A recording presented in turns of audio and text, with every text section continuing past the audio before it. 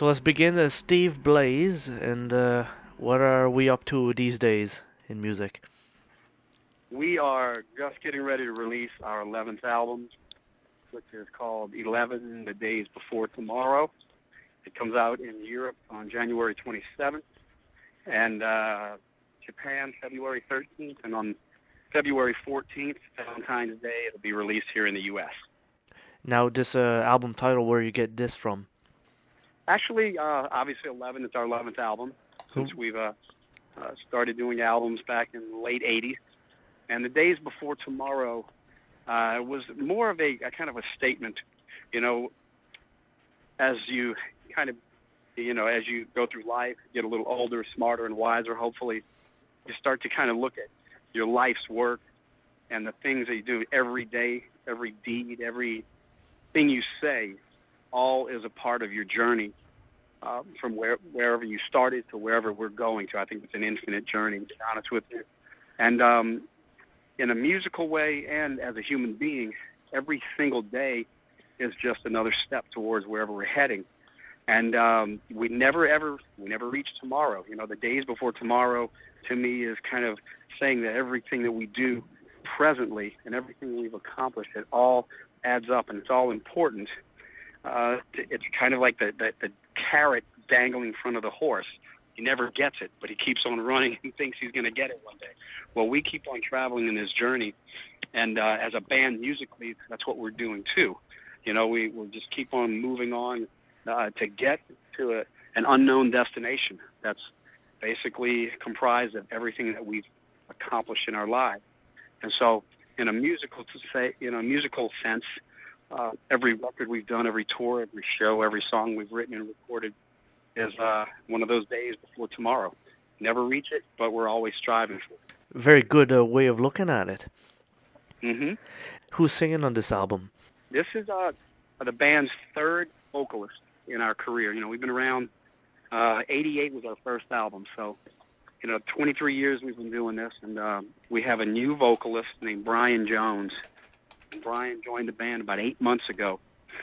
Derek Lefebvre, who did our last 3 albums, he was just got to a point in his life where he really didn't want to do the touring and the traveling, and kind of wanted to keep just do music locally.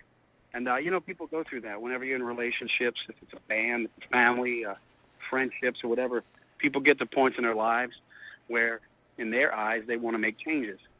So fortunately, we were able to find Brian Jones, who happened to be a fan of Lillian Axe since he was 15 years old, and used to come see us. I never knew Brian was even a vocalist. I knew he was a very good guitar player.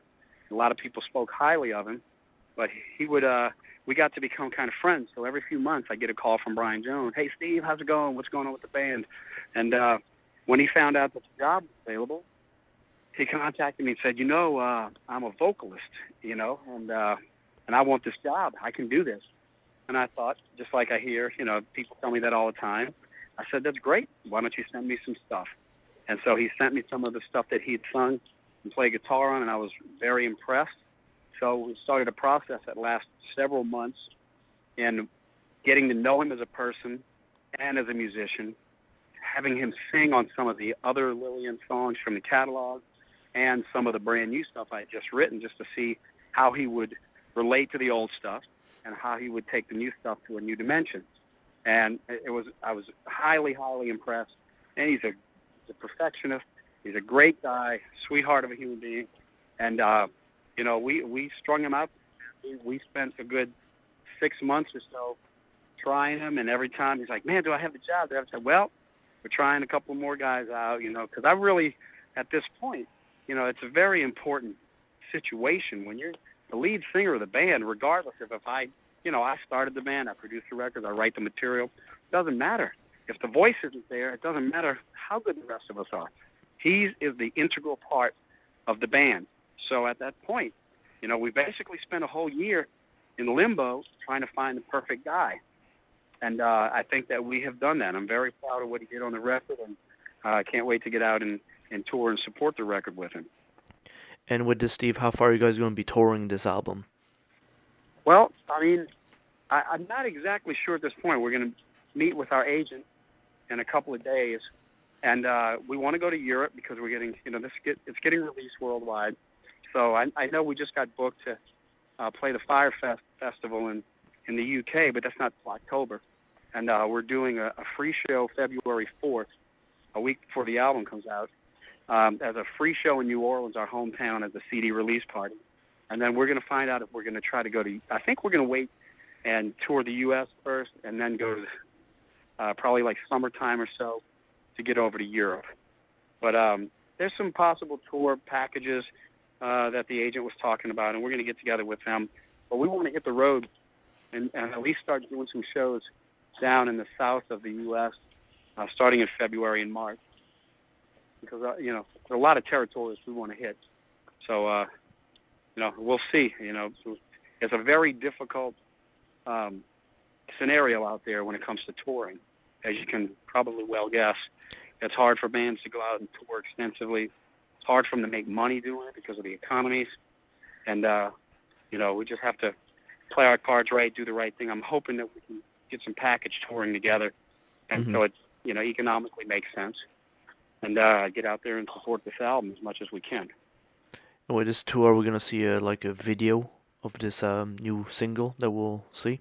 Yeah, we're going to actually start filming towards the end of the month. We're going to shoot a video for Caged In, which is that's the first active rock single. And then we have a song called Lava on My Tongue, which will be the first single that's being serviced now to metal radio and specialty shows. And let's say for your guitar tone, how we going on this album? Is it like all the other albums we've seen? It's kind of funny. When I listen to our own records objectively, every album, it has a unique, different sound. Like, you hear some bands and every record, the tones are the same, the mixes are the exact same. I don't know why, but with our albums, every album is uniquely different than the one before. Even though there are the typical type recognizable songwriting traits, nothing sounds the same. And that's good in one way, and I think it might be a curse in another way, because sometimes, you take a band like AC/DC, and from record to record, it's very, very similar in many ways, but people get comfortable and they like that, and so no matter what, it's easily recognizable. It's AC/DC. In a case like a band like ours, you never know what you're going to get from record to record, but the fans, it's almost like a surprise for them. But if you pay attention, it's all the same characteristics, vocal harmonies, same type of guitar approach to soloing and things. You're going to get a smorgasbord, a wide range across the spectrum of different types of material. I think if I had to take the sound of this record, which was mixed by Sylvia Massey, so it's thick. It's a very comfortable sounding album, and it's warm. The guitar tones are probably more similar to Psychoschizophrenia than any other album. Drums-wise, the same. I think Psycho was a big warm album, but this one has this kind of just really comfortable warmth. You can crank this sucker up, it'll be louder than hell. But you know how sometimes you can turn up a song or an album loud, and then all of a sudden it just starts to get irritating, and certain frequencies jump out, and it just kind of grates on your head. You can crank this album up really loud, and it just kind of absorbs you. And I'm really happy about that. And I think that's a lot to do with the way Rob tracked the album and the way Sylvia mixed it. But guitar tones, I'm endorsed by PC, so I use the JSX heads. And on this album, I went direct on some of the rhythm tracks. And funny enough, I used the old, I don't know if you remember Johnson amps, but made a Johnson, it was kind of a pod, and it was called a J station. And some of the rhythm tracks, like on Babylon, I went direct. Sam used his amp. He used Bogner heads, I believe, on this. And but I went direct on some of the rhythm tracks, and it really put the guitars right out there in your face, and it complemented Sam's tone real well. And we did a lot of a lot of the things that we do is, stacking the rhythm tracks, hardcore panning, and then doing additional rhythm tracks, maybe at like your 10 o'clock and 2 o'clock position, and then we do a lot of textures and layers to accent the dynamics, from one piece or a verse to a bridge to a chorus.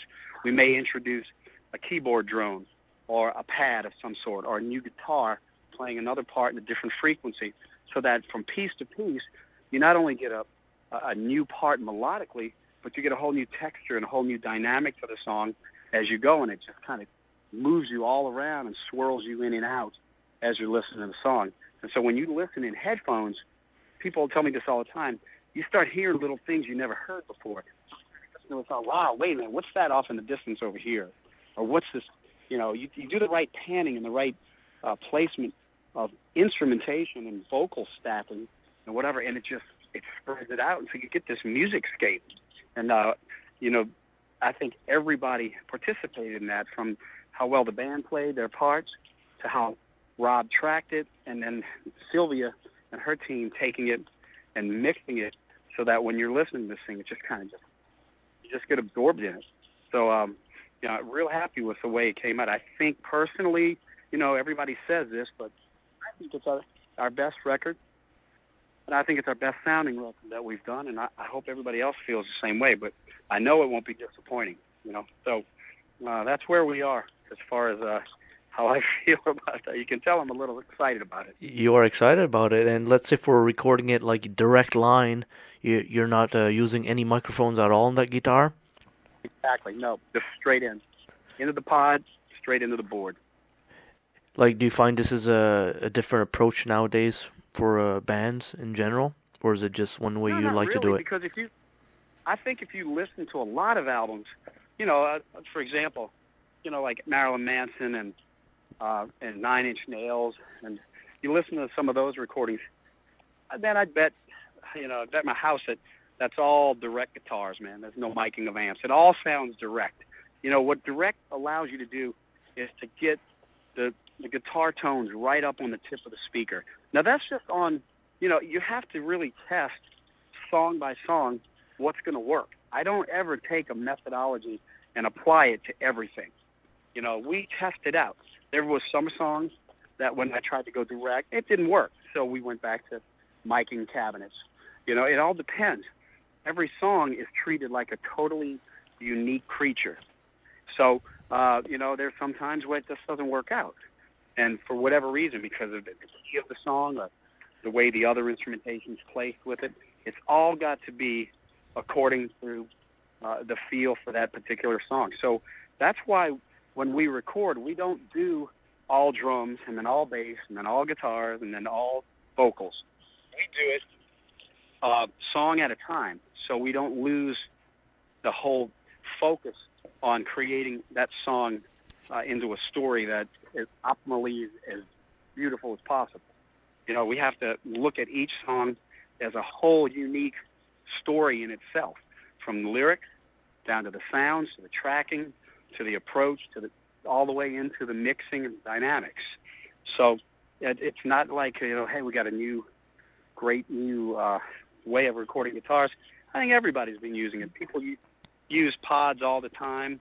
They go direct. A lot of albums, if you listen to them, they sound that guitar right up in the speaker because they're going direct and not miking. You get that ambience that you can sometimes get out of mic in a speaker. And Steve, thank you for explaining all this stuff, and seemed very interesting. And of course, some of these people probably say they still use miking, but they're still using direct in anyways also. Oh, absolutely. Especially even on some clean stuff.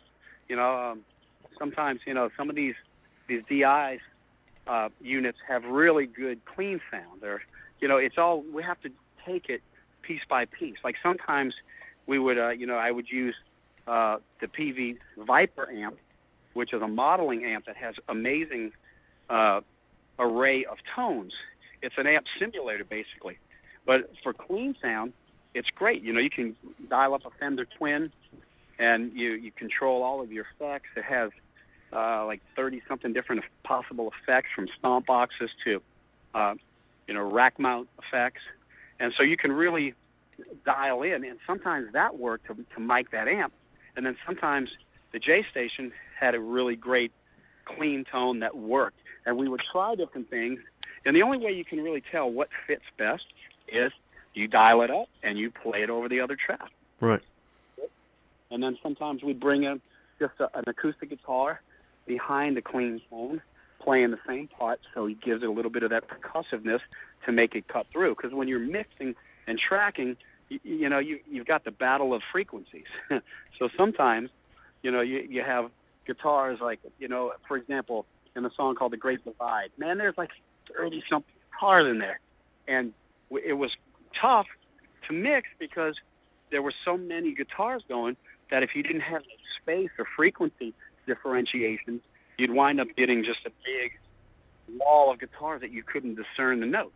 So it was a tough thing to do. But, we did our best, and it wound up, when you listen to The Great Divide, it's just this constant, just barrage of notes and drums and melodies. The drums are like this, these 30-second note kick drums in places, but the melody lines of the vocals are smooth and they flow over the top of it.